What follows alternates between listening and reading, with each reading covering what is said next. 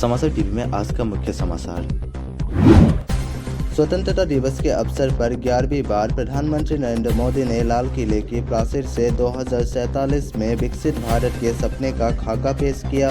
अपने संबोधन में प्रधानमंत्री ने कहा कि बीते एक दशक में कई ऐसे सुधार किए गए हैं जिनका असर अब दिखने लगा है और पूरी दुनिया में भारत की छवि सुधरी है। प्रधानमंत्री ने अपने संबोधन में यूनिफॉर्म सिविल कोड, बांग्लादेश की हालत, बुनियादी ढांचे के विकास, सामान्य मानवीय की समस्याओं के निदान, निवेश आदि मुद्दों पर अपने विचार रखे।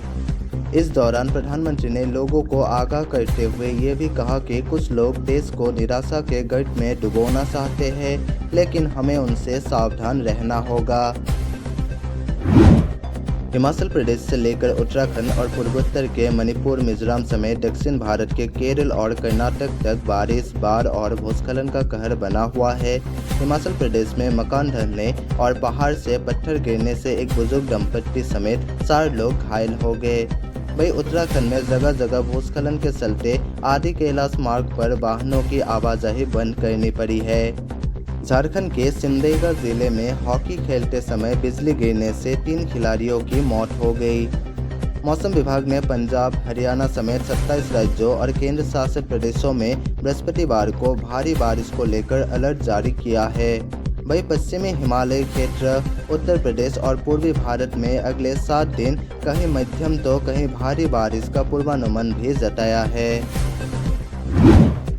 78वें स्वतंत्रता दिवस समारोह का गवाह बनने के लिए पटना का ऐतिहासिक गांधी मैदान पूरी तरह से सज गया। मुख्यमंत्री नीतीश कुमार रिकॉर्ड 8वीं बार राष्ट्रीय ध्वजा फहराया। मुख्यमंत्री नीतीश कुमार ने कहा कि राज्य सरकार सभी धर्मों का ख्याल रखती है। आस्था से जुड़े स्थलों का सौंदर्यीकरण और विकास कार्य किया जा रहा है। 2005 में राज्य का बजट 28,000 करोड़ था। अब यह बजट बढ़कर 2,78,000 करोड़ रुपए हो गया है।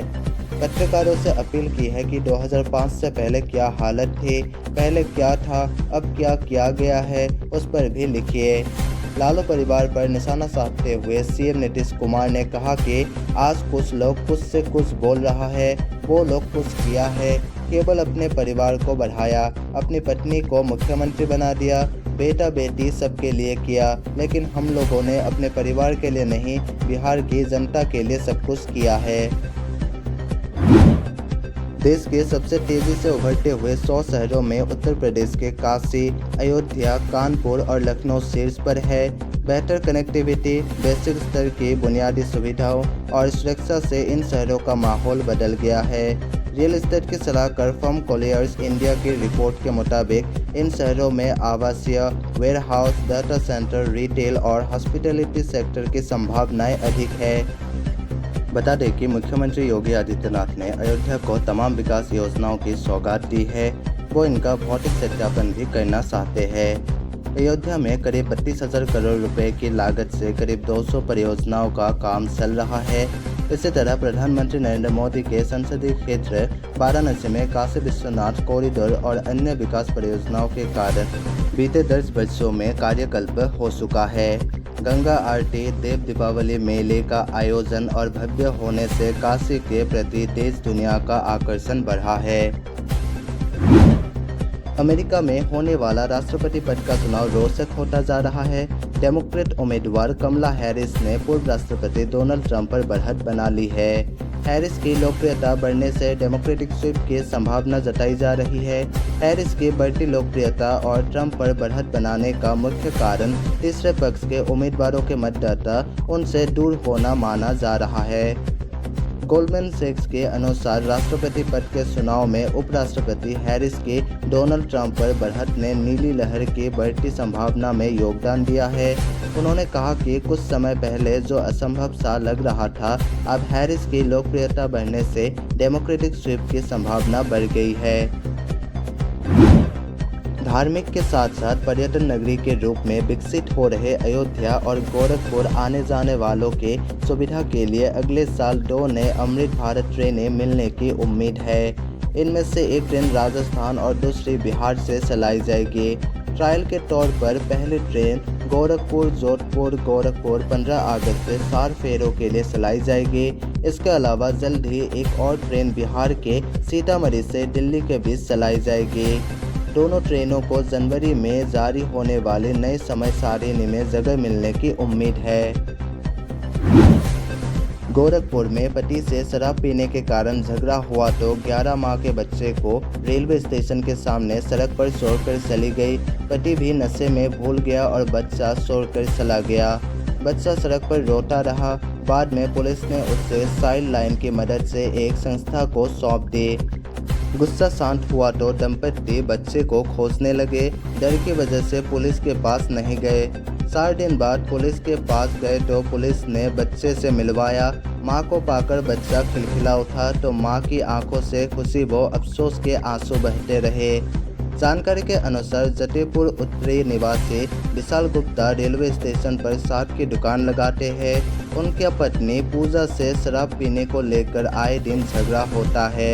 10 अगस्त को रेलवे स्टेशन के पास शाम 4 बजे दोनों में झगड़ा हो गया। नाराज होकर पूजा ने बेटे विवान को सड़क के किनारे छोड़कर चली गई।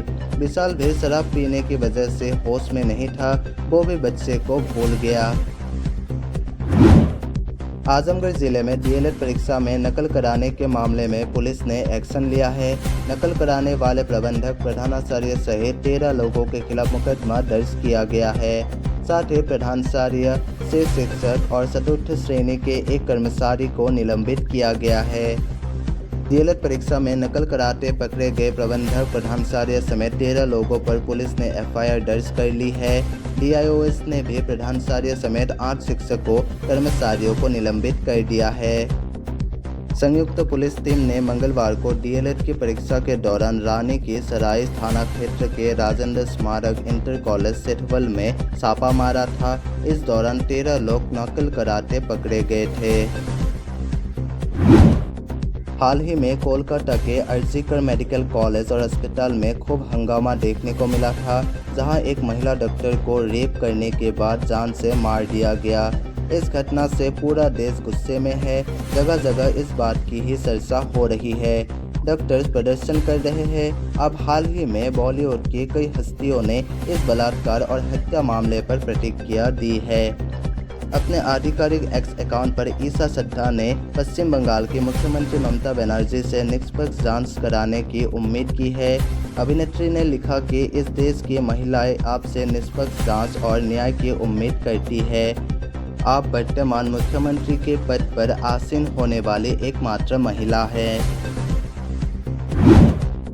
स्वतंत्रता दिवस से ठीक एक दिन पहले डोडा जिले के अस्सर के जंगलों में आतंकियों के साथ मुठभेड़ में सेना के एक कप्तान बलिदान हो गए। सुरक्षा बलों ने एक आतंकी को ढेर कर दिया है, जबकि अन्य की तलाश जारी है। सेना ने एक आतंकी के मारे जाने और उसका शव बरामद करने की पुष्टि की है। मुठभेड़ में एक नागरिक भी घायल है। सुरक्षा बलों ने मुठभेड़ स्थल से एक अमेरिकन M4 कार्बाइन, एक AK-47 राइफल व खून से सने 4 बैग व भारी मात्रा में गोला बारूद बरामद किया है। सूत्रों का मानना है कि ये सभी बैग मारे गए आतंकियों के हैं। फिलहाल सुरक्षा बलों ने इलाके को घेर रखा है। तलाशी अभियान जारी है। हिमाचल प्रदेश के चतुर्थ श्रेणी कर्मचारियों की सेवानिवृत्ति आयु बढ़ाने की तैयारी शुरू हो गई है। 58 से 60 वर्ष सेवानिवृत्ति आयु करने के लिए कार्मिक विभाग ने वित्त विभाग को पत्र भेजा है। विभिन्न चतुर्थ श्रेणी कर्मचारी संगठनों की मांग पर सरकार ने इस बाबत विचार शुरू किया है। हिमाचल प्रदेश हाईकोर्ट के मई 2024 को इस संदर्भ में आए आदेशों पर भी सरकार ने अमल करना शुरू कर दिया है। राज्य सरकार को प्रस्ताव भेजने से पहले कार्मिक विभाग ने वित्त विभाग से मामले को लेकर पूरी जानकारी मांगी है। राष्ट्रपति पुलिस पदक के लिए सम्मानित एएसआई रंजना शर्मा ने 50 लापता बच्चों की तलाश कर घर पहुंचाया है। इसके अलावा उन्होंने पति पत्नी के झगड़ों का निपटारा किया है। थाने में सेवाएं देकर उन्होंने करीब 1500 शिकायतों का निपटारा किया। पोक्सो एक्ट की तहत उनकी ओर से किए गए सराहनीय कार्यों के लिए जज ने भी सराहना की है। भारत पाकिस्तान नियंत्रण रेखा पर सब्जिया सेक्टर में बारूदी सुरंग में विस्फोट हो गया।